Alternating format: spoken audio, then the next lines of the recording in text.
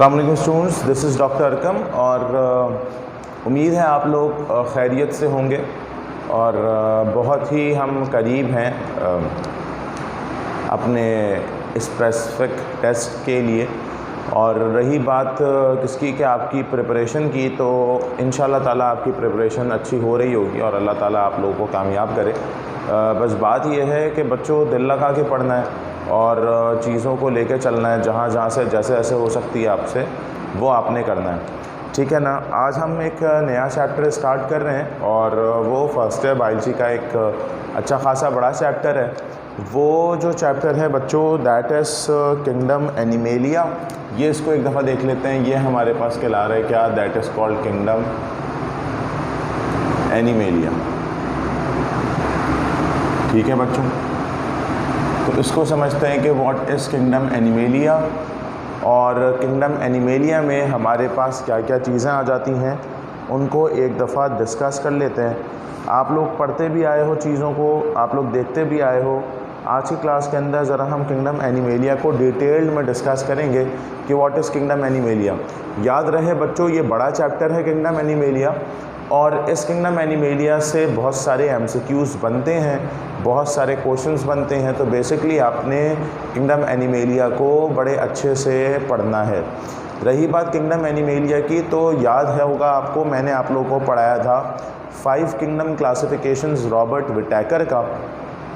और जब हमने 5 किंगडम क्लासिफिकेशंस पढ़ी रॉबर्ट विटैकर की, तो उसके अंदर हमारी बुक के अंदर यानी इंटरमीडिएट की बुक के अंदर, सिंध बुक बोर्ड के अंदर जो बायोलॉजी की बुक है आपकी, उसके अंदर चैप्टर नंबर 5 जो दिया हुआ है वो है वैरायटी ऑफ लाइफ। उसके बाद 6 जो है वो किंगडम प्रोकैरियोट था, जिसके अंदर आपने बैक्टीरिया पढ़ा था। चैप्टर नंबर 7 जो था that is kingdom Protoctista. Chapter 8 जो था किंगडम फंजाई, फिर प्लांटी और फिर एनिमेलिया।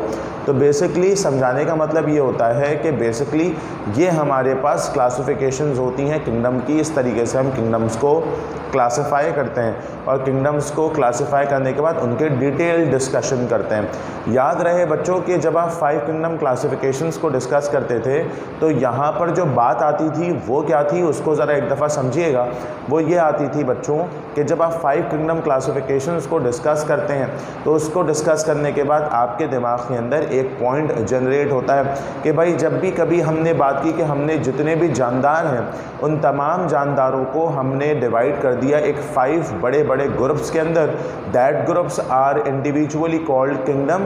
तो वो हमारे पास किंगडम्स कहलाते हैं। वो जो किंगडम्स हैं बच्चों वो बेसिकली 5 किंगडम है और उन किंगडम को क्लासिफाई किया था रॉबर्ट विटैकर ने।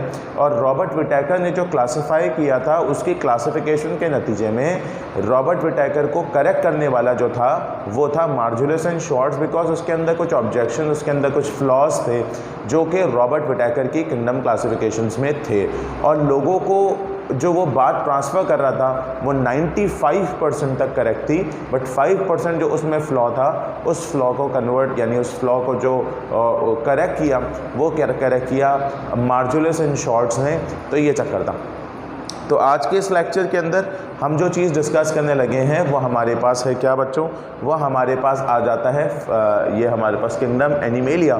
याद रहे कि किंगडम एनिमेलिया एक बहुत ही वास्ट टॉपिक है, बहुत ही बड़ा टॉपिक है और इस टॉपिक के अंदर आपको चंद चीज़ों का ख्याल रखना है। वो जो चंद चीज़ें हैं जिसका आपने ख्याल रखना है वो दरअसल ये होती हैं कि इनके अंदर फाइलम्स के कैरेक्टरिस्टिक्स, फाइलम की क्लासेस, फाइलम के examples, these are very very important. उम्मीद है क्योंकि बेसिकली जो ए लेवल्स वाले बच्चे होते हैं उन्होंने कभी ये पढ़ा ही नहीं होता है। हमारे सेंट टेक्स्ट बुक वाले बच्चे वो फिर अच्छे से पढ़ लेते हैं क्योंकि उनकी जो बेस होती है वो इन एनिमेलिया के हवाले से बनती है। लेकिन जो ओ लेवल्स वाले बच्चे आते हैं हमारे पास, ए लेवल्स वाले बच्चे आते हैं, उनकी ये बेस नहीं होती, तो उनको तो भाई ये ध्यान से ही सुनना अगर हमारी क्लास में ऐसा कोई है तो। अब बात यह है बच्चों कि हमने यहाँ पर बात कर ली कि किंगडम क्लासिफिकेशन के बाद हम किंगडम एनिमेलिया को डिस्कस करें। बेसिकली आपको ये बात पता होनी चाहिए कि what is kingdom animalia, what is animal kingdom, what is the definition of animal. तो यहाँ पर एक सबसे पहली बात तो ये आती है कि आपसे अगर पूछा जाए कि भाई एनिमल की डेफिनेशन क्या होती है, तो आप बताएंगे कि भाई हमारे पास एनिमल क्या होता है। ठीक है। अगर यहाँ पर हम एनिमल की क्लासिफिकेशन या एनिमल की डेफिनेशन बताएं तो एनिमल की डेफिनेशन के बारे में बताया जाता है कि organism that is eukaryotic, that is अच्छा नहीं होगा, दैट आर कहें तो ज़्यादा बेहतर है। दैट आर यूकैरियोटिक यानी जिनके पास ट्रू न्यूक्लियस मौजूद है, और हेट्रोट्रॉफ्स जो अपना फूड खुद नहीं बनाते, यानी कि लैक क्लोरोफिल।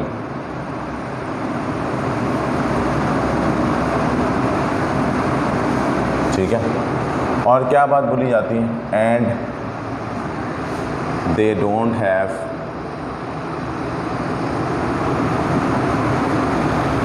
Cell wall. तो ना इनमें से किसी के पास सेल वॉल मौजूद है, ना क्लोरोफिल है, तो ये अपना फूड खुद नहीं बनाते, ये किसी और से फूड लेते हैं। That is why it is called kingdom animalia. ठीक है बच्चों, इनको किसका नाम देते हैं हम? इनको नाम दे रहे होते हैं किंगडम एनिमेलिया का। अच्छा, ये जब हमारे पास किंगडम एनिमेलिया हुई बात, तो किंगडम या एनिमल्स का, तो एनिमल्स की तो आपने कैरेक्टरिस्टिक्स फीचर की बात कर ली कि भाई ये जो बच्चों हमारे पास है, ये हमारे पास एनिमल है। यहाँ पे बताया जाता है तकरीबन इसकी बेहिसाब स्पीशीज़ मौजूद होती हैं, और एक बेसिक बात जो मैं आपको समझाना चाह रहा हूँ बच्चों, वो क्या है? वो ये है कि एनिमल में हमारे पास जो किंगडम्स होते हैं, याद रखिएगा जब हम किंगडम क्लासिफिकेशन की बात करते हैं तो किंगडम क्लासिफिकेशंस की बात करते वक्त हम बताते हैं कि हमारे पास जो है एनिमल की क्लासिफिकेशंस हमने डिस्कस करनी होती है। And when we discuss about the classification of an organism, तो किस तरह से हम ऑर्गेनिजम्स की या एनिमल की क्लासिफिकेशंस करते हैं, इनको ज़रा समझते हैं बच्चों।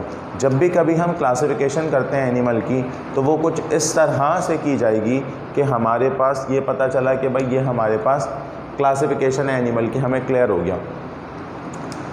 इस एनिमल की क्लासिफिकेशन के हवाले से एक बेसिक बात कहता हूँ आपको, या किंगडम की क्लासिफिकेशन के हवाले से आप लोग पढ़ते आते हैं कि किंगडम कन्वर्ट होता है फाइलम में, फाइलम कन्वर्ट होता है क्लास में, क्लास कन्वर्ट होती है ऑर्डर में, सही है। फिर हमारे पास आ जाती है फैमिली, फिर हमारे पास आ जाती है जीनस, और फिर आती है हमारे पास स्पेशी। तो basically these are the 5 kingdom classifications जो हमने डिस्कस करनी होती है। यहाँ बताया जाता है कि जब हम 5 किंगडम क्लासिफिकेशन की बात करते हैं तो कहा जाता है वो एनिमल जो कि यूकैरियोटिक होता है, हेट्रोट्रॉफ्स होता है। हेट्रोट्रॉफ्स का मतलब होता है जिनके पास न्यूक्लियस जो जिनके पास क्लोरोफिल नहीं होता, दैट लैक्स द क्लोरोफिल। तो बेसिकली बच्चों हम इस एनिमल किंगडम को डिवाइड करते हैं किसमें बच्चों? फाइलम्स के अंदर। अगर हम बात करते हैं कि इसमें कितने फाइलम्स होते हैं इस एनिमल किंगडम के अंदर, तो बताया जाता है कि टोटल जो फाइलम होते हैं वो बताया जाता है कि 33 फाइलम होते हैं। 33 फाइलम होते हैं, ठीक है। इस 33 फाइलम्स में हम यहाँ पर, मैं अपने तौर पर इसको ऐसे डिवाइड करता हूँ 2 पोर्शन में। एक आता है that is called the major phylum, ठीक है, और एक आ जाता है that is called the minor phylum.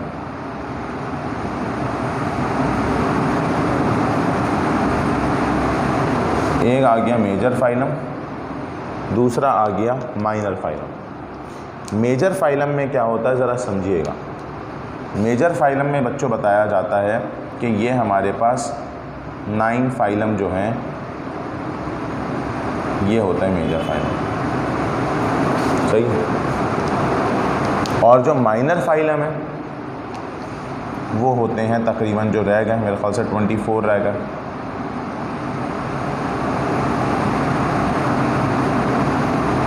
इस तरीके से होता है, ठीक है। अच्छा बच्चों, एक चीज़ मैं आपको बताता चलूँ कि जब आपने ये बताया कि ये मेजर फाइलम, ये minor phylum, major phylum 9 phylum है, माइनर फाइलम जो है वो 24 फाइलम्स हमारे पास जो है वो माइनर फाइलम्स के आ जाते हैं। तो इसी हवाले से एक पॉइंट मैं आपके सामने रख रहा हूँ, वो क्या होता है? वो होता है ये बहुत सारे जो ऑर्गेनिजम्स होते हैं जब वो डेवलप होते हैं तो किस तरह से होते हैं, इनको आप ऐसे कहते हैं, that is called level of organisation, level of organisation. What are the level of organisation? बच्चों जब भी कभी हम लेवल ऑफ ऑर्गेनाइजेशन की बात करते हैं तो आपको इस बात का पता है कि हमारे पास सबसे पहला आ जाता है क्या, आपको पता है कि भाई बेसिकली सेल होता है, सेल कंबाइन होता है, क्या बनता है, टिश्यू, टिश्यू कंबाइन होता है तो बनता है बच्चों ऑर्गन, ऑर्गन कंबाइन होता है तो बनता है सिस्टम, और सिस्टम कंबाइन होता है तो बनता है ऑर्गेनिज्म। सही है ना, ये हमारे पास होता है। सेल कंबाइन होता है तो बनता है टिश्यू, टिश्यू कंबाइन होता है तो बनता है ऑर्गन, ऑर्गन कंबाइन होता है तो सिस्टम, और सिस्टम कंबाइन होता है तो बन जाता है ऑर्गेनिज्म। इसी हवाले से हमने जो एनिमल्स हैं बच्चों इनको डिवाइड किया, जो एनिमल्स होते हैं बच्चों इनको डिवाइड किया होता है। मैं आपको इसीलिए पहले ये समझा दे रहा हूँ ताकि ये जो टर्म्स होंगी आपको अच्छे से समझ में आ जाएंगी तो आपका बहुत अच्छे से पेपर समझ में आ जाएगा, या चीज़ें आपको क्लियर हो जाएंगी। लेकिन अगर ये टर्म समझ नहीं आएंगी तो ये आपके लिए बहुत मसले मसाइल क्रिएट करेंगी। तो आपने कहा कि बच्चों जो एनिमल्स होते हैं ये एनिमल्स बेसिकली हमारे पास दो तरह के होते हैं, सही है। एक होता है दैट इज़ कॉल्ड पैराज़ोआ, एक आता है क्या, पैराज़ोआ, एक आता है यूमेटाज़ोआ। तो हमने इस तरीके से इनको डिवाइड कर दिया। First is called the parazoa and second is called the eumetazoa. जब भी कभी पैराज़ोआ की बात करते हैं, व्हाट आर पैराज़ोआ, पैराज़ोआ की डेफिनेशन में बताया जाता है कि वो organism that lacks tissue organization,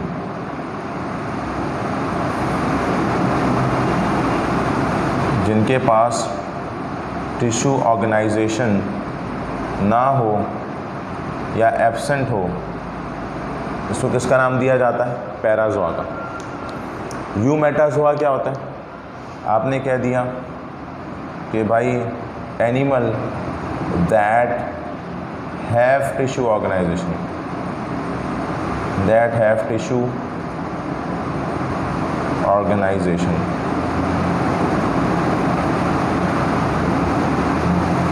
that have tissue organization is called यूमेटाज़ोआ। तो एक हो गया पैराज़ोआ, एक हो गया यूमेटाज़ोआ कि वो ऑर्गेनिज्म जिसके अंदर टिश्यू ऑर्गेनाइजेशन एब्सेंट होती है, दैट इज़ कॉल्ड द पैराज़ोआ। यूमेटाज़ोआ जिसके अंदर टिश्यू ऑर्गेनाइजेशन होती है। इसका मतलब क्या है, इसका मतलब ये है बच्चों कि जिस ऑर्गेनिज्म के अंदर सेल जो है वो आगे जाके कन्वर्ट हो जाता है किसमें, टिश्यूज़ में, इस तरह के ऑर्गेनिज्म कहलाते हैं यूमेटाज़ोआ। जिस ऑर्गेनिज्म में सिर्फ और सिर्फ, ये ऑर्गेनिज्म क्यों कह रहा हूँ, एनिमल कह दूँ, कि जिसमें सेलुलर ऑर्गेनाइजेशन होती है, दैट इज़ कॉल्ड पैराज़ोआ। या इसमें हमने कह दिया कि यहाँ पर सिर्फ और सिर्फ सेल्स मौजूद होते हैं जो कि फंक्शन परफॉर्म करा रहे होते हैं। They only contain the cells that help in performing different functions, ठीक है ना। उनको हम कहते हैं पैराज़ोआ या पैराज़ोआ कहते हैं बेसिकली। याद रखिएगा कि इसके अंदर सिर्फ और सिर्फ एक फाइलम आता है, ओनली वन फाइलम जो हमारे पास आता है। उस फाइलम का नाम क्या है बच्चों, उस फाइलम का नाम है फाइलम पॉरीफेरा, पॉरीफेरा। तो याद रखिएगा हमने तो सिर्फ इन फाइलम्स को डिस्कस करना है जो मेजर फाइलम है, माइनर को हमने डिस्कस नहीं करना इस क्लासेस के अंदर, ना आपकी बुक में दिया हुआ है। अच्छा, तो हमने ये डिस्कस करना था कि ये फाइलम पॉरीफेरा जो आ गया ये एक पैराज़ोआ है जिसके अंदर सेलुलर ऑर्गेनाइजेशन एब्सेंट होती है, यानी टिश्यू ऑर्गेनाइजेशन एब्सेंट होती है, सिर्फ और सिर्फ सेल्स मौजूद होते हैं। और इसके अंदर रिमेनिंग 8 फाइलम, ये तमाम इसमें आ जाते हैं, ठीक है ना, ये तमाम इसमें आ जाता है यूमेटाजोआ के अंदर। तो बेसिकली ये हमारे पास एक हो गया पैराजोआ, एक क्या हो गया, दैट इज़ कॉल्ड यूमेटाजोआ। तो यू का मतलब होता है बायोलॉजी में ट्रू, सही है ना बच्चों, यू का मतलब क्या होता है, ट्रू। तो यहाँ पर ट्रू मेटाजोआस जो होते हैं, मेटाजोआस बेसिकली एनिमल्स को कहा जा रहा है कि वो एनिमल जिनके पास ट्रू मेटाजोआ मौजूद है या ट्रू कैविटी मौजूद है या ट्रू कैविटी तो नहीं है, true structures, they are true animals, तो ये हमारे पास कहलाया जाता है यूमेटाजोआ। अब उसके बाद फिर क्या बातें बताई जाती हैं ज़रा समझिएगा। एक पैराजोआ हो गया, एक हो गया यूमेटाजोआ। अब एक चीज़ ज़रा समझिए गौर से, वो जो बातें समझने की हैं बच्चों, वो क्या है, वो है ये कि जब हमने पैराजोआ की बात की, यूमेटाजोआ की बात की, तो यहाँ पर एक चीज़ ज़रा देखिएगा, वो क्या बातें आती हैं। वो आती हैं कि लेवल ऑफ ऑर्गेनाइजेशन के हवाले से फिर हमने एनिमल को प्रोटोपैराजोआ यूमेटाजोआ को डिस्कस किया। अब ज़रा समझिएगा, अब जो बात आती है वो क्या है, वो है ये कि इधर देखें सारे बच्चों, देखिएगा हमारे पास कुछ डेवलपमेंट होती है, डेवलपमेंटल स्टेज।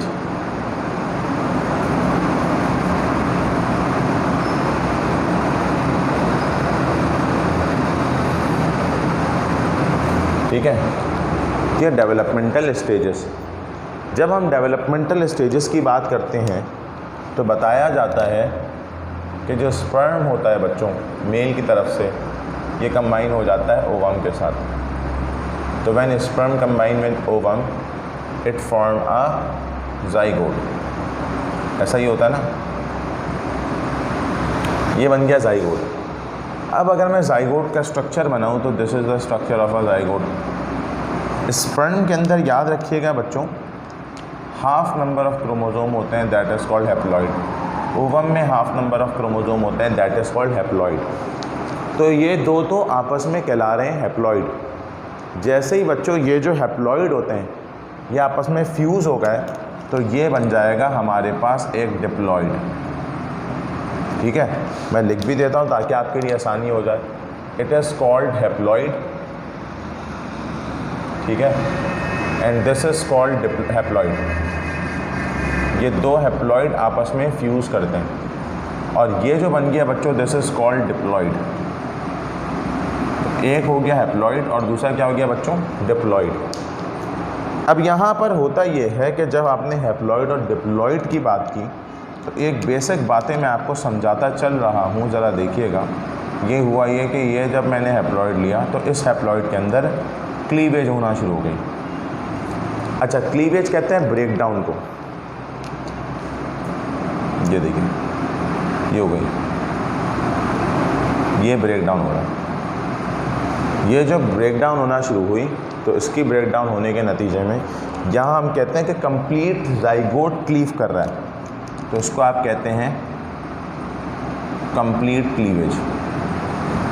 Complete cleavage. अगर आपसे पूछा जाए कि सर व्हाट इज़ क्लीवेज, तो यहाँ देख लेते हैं कि क्लीवेज की डेफिनेशन क्या होती है। क्लीवेज को बताया जाता है break down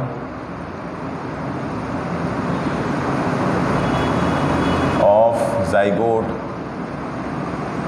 into smaller cell, they are called blastomer. They are called blastomer. Blastomere मतलब ये जो इंडिविजुअल सेल्स होते हैं ना बच्चों, इनको नाम दिया जाता है ब्लास्टोमर। एनीवेज, क्लीवेज जो है वो दो तरह का होता है बच्चों। एक होता है कंप्लीट, एक होता है इनकम्प्लीट। कंप्लीट वो होता है जो कि ह्यूमन के अंदर हो रहा है, पूरा का पूरा क्लीवेज ब्रेक डाउन हो रहा है, पूरा का पूरा ज़ाइगोट। लेकिन जो हैन होती है, जो चिक होता है डेवलपमेंट, उनमें जो है वो इनकम्प्लीट क्लीवेज होता है। कैसे होता है भी बता दूंगा आगे। कंप्लीट क्लीवेज को एक नाम और दिया जाता है, that is called holoblastic. Holoblastic cleavage. और इनकम्प्लीट को कहा जाता है मीरोब्लास्टिक क्लीवेज। मीरोब्लास्टिक क्लीवेज, सही हो गया। तो एक होता है होलोब्लास्टिक क्लीवेज और एक कहलाया जाता है मीरोब्लास्टिक क्लीवेज।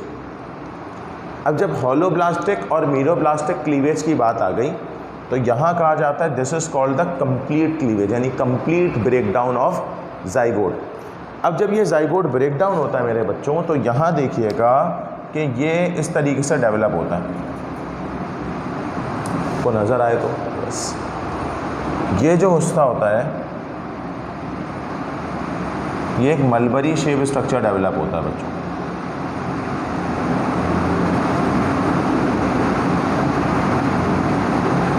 ये मैं पहले ही बता चुका था आपको, या अभी दोबारा देख लीजिए, मसला नहीं है। This is called morula. Morula एक ऐसा होता है जिसमें 16 सेल स्टेजेस होती हैं, सही है। तो याद रखिएगा कि दिस इज कॉल्ड मॉर्यूला। फिर मॉर्यूला के बाद फिर हमारे पास एक कैविटी, एक स्ट्रक्चर ऐसे डेवलप होता है जिसको आप क्या नाम दे रहे हैं भाई, मॉर्यूला के बाद इसमें नंबर ऑफ़ सेल इंक्रीज़ हो जाते हैं। जैसे ही बच्चों नंबर ऑफ़ सेल इंक्रीज़ हो जाते हैं,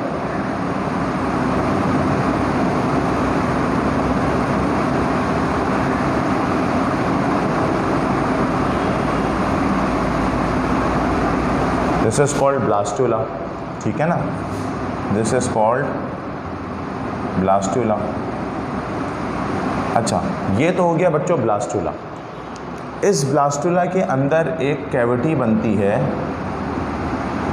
that is called the blastocoel cavity. ये देखिए, ये बनी कैविटी, ठीक है ना। ये कैविटी मैं अलग करके आपको दिखा देता हूँ ताकि आपको आइडिया हो जाए। ये देखिए, दिस इज अ कैविटी। ये कैविटी कहलाती है ब्लास्टोसील, COEL, ब्लास्टोसील कैविटी। और ब्लास्टोसील कैविटी की जो ओपनिंग होती है ना, दैट इज कॉल्ड ब्लास्टोपोर। सही है बच्चों, दैट इज कॉल्ड ब्लास्टोपोर। और ये जो ऊपर वाले सेल्स होते हैं that is called the epiblast, और जो लोअर वाले सेल्स होते हैं दैट इज कॉल्ड हाइपोब्लास्ट।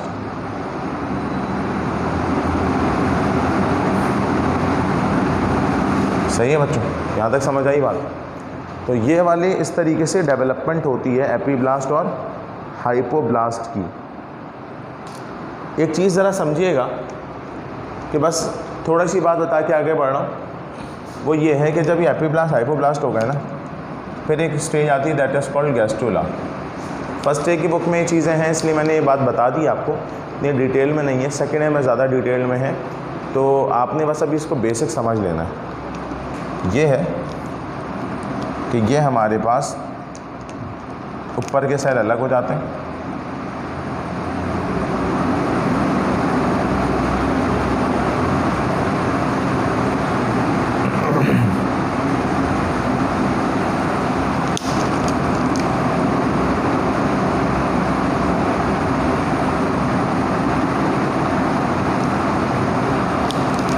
तेज़ी से बना रहा हूँ ताकि हमारा टाइम जो है वो इतना ज़्यादा कंज्यूम ना हो। बेसिक उसकी वजह ये है बच्चों कि ये हमारे पास इम्पॉर्टेंट टॉपिक है, इसलिए मैं एक दफ़ा बता रहा हूँ। 3 सेल बन जाते हैं, यानी जो एपीब्लास्ट के सेल हैं वो कन्वर्ट हो जाते हैं किसके अंदर बच्चों, that will convert into ectoderm. कैसे होता है ये अभी फर्स्ट ईयर की बुक में आपको इतना ही नहीं बताना।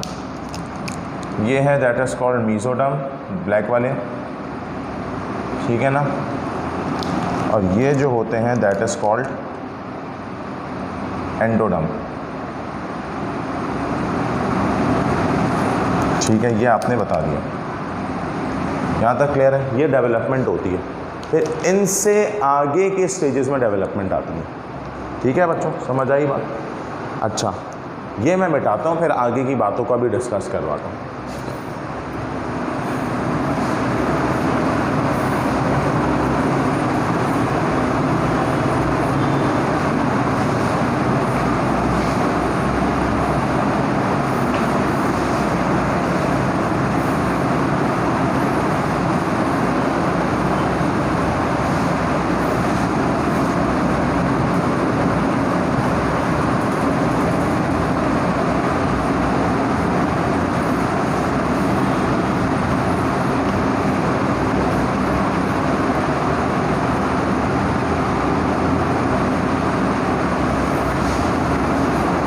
अच्छा बच्चों, देखिएगा कि जब हम इस तमाम बातों को डिस्कस कर रहे हैं और समझ रहे हैं कि ये ब्लास्टोला है, ये ब्लास्टोसिल कैविटी है और ये सब, तो ना एक चीज़ और आती है, वो क्या है उसको ज़्यादा समझते हैं। बल्कि बच्चों मैं नेक्स्ट वीडियो के अंदर इसको करता हूँ। वीडियो बहुत बड़ी हो जाएगी तो फिर को अपलोड होने में थोड़ी सी प्रॉब्लम करती है, तो मैं फिर नेक्स्ट वीडियो में अभी आपको बता रहा हूँ, ठीक है।